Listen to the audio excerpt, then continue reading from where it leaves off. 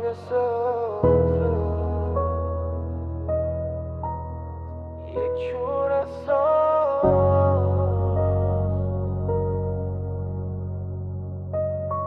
حیف من بود که واسه هر کاری کردم به چشمت کم بود که هرچی را اومدم باز تو داشتی کم بود زیادی بودم واسه تو تقصیر من بود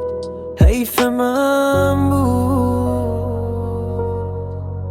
حیف من که تو رو یا زندگی کردم با تو یه ترسو میدونم بهونه هاتم همه از قصد بود یه روزی میفهمی مثل من واسط کم بود حیف من بود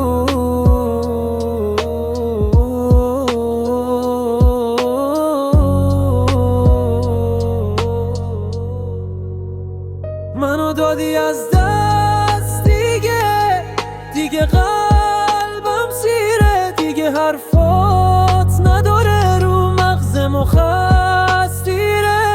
من مگه بد نبودم چرا چشمات ترسیده مگه کم نبودم برو خستم دیگه نه دیگه میپیچه تو گوشم صدا پات نه دیگه بی دلیل میشم واسط فداکار نه دیگه این دفعه نمی کنم اشتباه خودمو ازت میگیرم بهترین انتقام نه دیگه این تو بمیری مثل قبل نیست نه دیگه هیچی واسه من مثل اولا نیست نه دیگه دوری و دوستی هم جواب نمیده همه چی تمومه چرا چشمات پر از امیده